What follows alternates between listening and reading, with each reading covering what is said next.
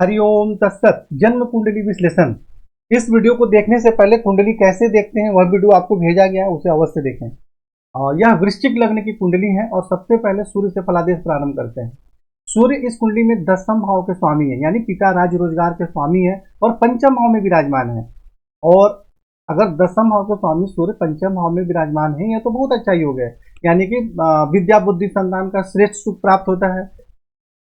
पिता राज रोजगार के क्षेत्र में भी सुख सम्मान एवं सफलता प्राप्त होती है और एकादश भाव में दृष्टि के कारण आमदनी बहुत अच्छी होती है। परंतु यहाँ देखिए सूर्य जो है वो राहु के साथ विराजमान है और इस पर केतु की दृष्टि है, जिसके कारण सूर्य यहाँ पर पीड़ित हो गए। तो पीड़ित होने के बाद जो अच्छा लाभ मैं बता रहा था आपको, उसमें परेशानी हो जाएगी। तो विद्या बुद्धि संतान के क्षेत्र में कठिनाई एवं परेशानियों का सामना करना पड़ता है। पिता राज रोजगार के क्षेत्र में भी कठिनाई एवं परेशानी होती है, कई बार पिता से मतभेद भी हो जाता है। तो इसलिए यहाँ पे सूर्य का मंत्र जाप करना है, सूर्य की आराधना करनी है और राहु केतु से संबंधित दान एवं उपाय करना जरूरी है, जिससे कि आपको श्रेष्ठ लाभ प्राप्त हो सके और परेशानी कम हो। चंद्रमा जो है इस कुंडली में भाग्य भाव के स्वामी है और यह द्वितीय भाव में विराजमान है। तो और चंद्रमा पर मंगल की दृष्टि है और किसी ऐसे ग्रह की दृष्टि नहीं है जो कि चंद्रमा को पीड़ित करें। और चंद्रमा लेकिन 6 अंश के हैं, बहुत ज्यादा प्रबल नहीं है। तो यहाँ विराजमान होने के कारण धन एवं कुटुंब का सुख प्राप्त होता है, धन का संग्रह होता है, भाग्य की विशेष उन्नति होती है। ऐसे व्यक्ति धर्म का पालन करते हैं, उच्च शिक्षा भी अच्छी प्राप्त होती है। अष्टम भाव में दृष्टि के कारण आयु में वृद्धि होती है। तो चंद्रमा को और प्रबल करें जिससे कि श्रेष्ठ लाभ प्राप्त हो सके। और ऐसे व्यक्ति की वाणी भी मधुर होती है, लेकिन फिर बाकी ग्रहों को भी देखना है। मंगल अगर की यहाँ दृष्टि आ रही है तो वह उग्र भी बनाते हैं, तो दोनों का मिला जुला प्रभाव होगा। और उसके बाद बुध जो है इस कुंडली में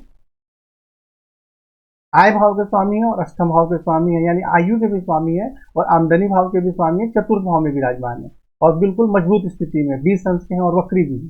तो जिसके कारण जैसे अष्टमेश को थोड़ा अकारक भी माना जाता है, तो कुछ सामान्य कठिनाइयों के साथ माता भूमि भवन का सुख प्राप्त होता है, आमदनी बहुत अच्छी होती है, आयु में भी वृद्धि होती है और 10वें भाव में दृष्टि के कारण पिता राज रोजगार के क्षेत्र में सुख सम्मान एवं सफलता प्राप्त होती है। और ऐसे व्यक्ति बुध ग्रह से संबंधित कोई कार्य करें तो बहुत अच्छी सफलता प्राप्त होती है। इसका लिस्ट भी आपको भेजा गया है, उसमें आप देख सकते हैं कि बुध से संबंधित कौन कौन से विशेष कार्य होते हैं। तो बुध अच्छा फल दे रहा है, यहाँ कुछ करने की जरूरत नहीं है। सामान्य थोड़े कुछ उपाय आपको बताए गए हैं, तो वह आपको करना है बुध की दशा अंतरदशा में। और गुरु के विषय में चर्चा करते हैं। तो गुरु जो है इस कुंडली में द्वितीय भाव के स्वामी है और पंचम भाव के स्वामी है। इनको विशेष कारक माना जाता है, धन एवं कुटुंब के स्वामी, विद्या बुद्धि संतान के स्वामी है। और ये द्वादश भाव में चले गए और शुक्र के घर में चले गए और इस पर राहु की दृष्टि नहीं है, क्योंकि राहु ही गुरु को पीड़ित करते हैं। तो यहाँ विराजमान होने के कारण विद्या बुद्धि संतान के क्षेत्र में कुछ कठिनाई एवं परेशानी होती है। धन का संग्रह सही प्रकार से नहीं होता है, खर्च अधिक होता है और परंतु बाहरी स्थानों के संबंध से सहयोग भी प्राप्त होता है। और यहाँ से गुरु दृष्टि डाल रहे हैं चतुर्थ भाव में, जिसके कारण माता भूमि भवन का सुख प्राप्त होता है। षष्ठ भाव में दृष्टि के कारण आप अपने विद्या बुद्धि और धन के माध्यम से, खर्च के माध्यम से शत्रु पक्ष पर प्रबल प्रभाव रखते हैं और नौकरी में सफलता भी प्राप्त होती है। ननिहाल पक्ष से भी संबंध अच्छा रहता है और अष्टम भाव में दृष्टि के कारण आयु में वृद्धि भी होती है। लेकिन गुरु जो है चलित कुंडली में देखिए यहाँ प्लस लिखा है, तो चलित कुंडली में गुरु यहाँ आ जा रहे हैं। तो यहाँ आने के बाद क्या होगा कि विद्या बुद्धि संतान, भाग्य की उन्नति, शारीरिक स्वास्थ्य, सौंदर्य, जीवन की उन्नति, इन सभी क्षेत्रों में बहुत अच्छी सफलता प्राप्त होती है। तो हमें लग्न कुंडली चलित कुंडली दोनों के अनुसार ही फलादेश देखना चाहिए, क्योंकि दोनों का मिला जुला असर पड़ता है। तो यहाँ हमें गुरु को प्रबल करने की आवश्यकता है थोड़ा, जिससे कि और भी श्रेष्ठ लाभ प्राप्त हो सके। शुक्र के विषय में चर्चा करते हैं। तो शुक्र इस कुंडली में देखिए सप्तम भाव वैवाहिक जीवन के स्वामी है और द्वादश भाव के स्वामी है, यानी खर्च के भी स्वामी है, विदेश के स्वामी है। और शुक्र यहाँ पर तृतीय भाव में विराजमान है, तो जिसके कारण पराक्रम में वृद्धि होती है, भाई बहन का सुख प्राप्त होता है और पत्नी एवं वैवाहिक जीवन का सुख प्राप्त होता है, दैनिक रोजगार में सफलता प्राप्त होती है। और यहाँ देखिए 9वें भाव में दृष्टि के कारण परिश्रम से एवं बाहरी स्थानों के संबंध से और जीवन साथी के भी माध्यम से भाग्य की विशेष उन्नति होती है। आप धर्म का पालन भी करते हैं, उच्च शिक्षा भी प्राप्त होती है। शनि जो है इस कुंडली में चतुर्थ भाव के स्वामी है और तृतीय भाव के स्वामी है, यानी पराक्रम के भाई स्वामी है, भाई बहन के स्वामी, माता भूमि भवन के स्वामी है और यह भाग्य स्थान में विराजमान है और बहुत ज्यादा प्रबल स्थिति में है। शुक्र को इस कुंडली में अकारक माना जाता है, तो शुक्र यहाँ विराजमान है, जिसके कारण भाग्य की उन्नति में, सॉरी शनि, मैंने शुक्र बोल दिया, तो शनि जो है इस कुंडली में अकारक माने जाते हैं और यहाँ पे बहुत ही ज्यादा प्रबल भी है, तो जिसके कारण भाग्य की उन्नति में कठिनाइयों का सामना करना पड़ता है, उच्च शिक्षा प्राप्त करने में परेशानी होती है और धर्म का पालन भी ठीक से नहीं कर पाते हैं।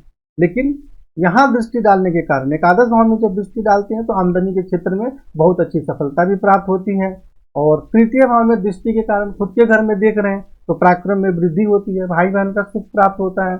और षष्ठ भाव में दृष्टि के कारण शत्रु पक्ष पर प्रभाव रहता है, उस पर विजय भी प्राप्त होती है, परंतु पेट में किसी प्रकार की बीमारी जैसे पथरी इत्यादि भी होने की संभावना रहती है। एक ही ग्रह लाभ और हानि दोनों देते हैं, इसे समझना जरूरी है। और यहाँ शनि से संबंधित आपको दान एवं उपाय करना है, शनि का रत्न बिल्कुल भी आपको धारण नहीं करना है। राहु इस कुंडली में देखिए सूर्य के साथ पंचम भाव में बैठे हैं, तो जिसके कारण विद्या बुद्धि संतान के क्षेत्र में कठिनाई एवं परेशानियों का सामना करना पड़ता है। नौवां भाव में शनि पर दृष्टि डाल रहे हैं, जिसके कारण भाग्य की उन्नति में कठिनाई एवं परेशानी होती है। और शनि माता भूमि भवन के स्वामी हैं तो उसमें भी कुछ परेशानी होती है, उच्च शिक्षा प्राप्त करने में भी परेशानी होती है, धर्म का पालन ठीक से नहीं कर पाते हैं।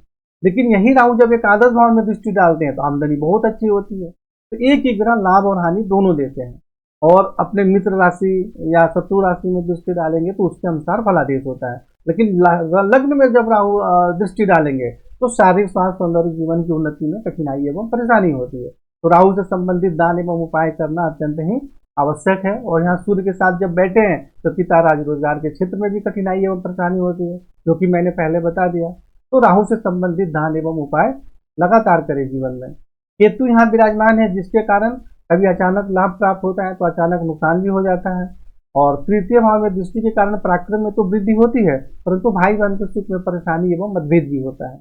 और पंचम भाव में दृष्टि के कारण सूर्य पर, अगर सूर्य नहीं होते तो यहाँ परेशानी ज्यादा नहीं होती, लेकिन सूर्य पर दृष्टि डाल दें, जिसके कारण विद्या बुद्धि संतान पिता राज्य रोजगार के क्षेत्र में कठिनाई एवं परेशानियों का सामना करना पड़ता है। और सप्तम भाव में दृष्टि के कारण बहुत ज्यादा परेशानी होती है वैवाहिक जीवन में, और दैनिक रोजगार में भी कठिनाइयों का सामना करना पड़ता है। और ऐसे व्यक्ति को यूरिन से संबंधित भी प्रॉब्लम होने की संभावना रहती है, तो इन सब बातों का ध्यान देना चाहिए। तो केतु से संबंधित दान एवं उपाय करना है। देखिए राहु केतु शनि इन तीनों का हमें दान और उपाय करना है, इनका रत्न बिल्कुल भी नहीं धारण करना है। और आज की कुंडली में जो फलादेश उपाय बताए गए उसे पढ़िए समझिए और आप फिर फोन से चर्चा करिए और उसके बाद आप जीवन में आगे बढ़िए। हरिओम तत्सत।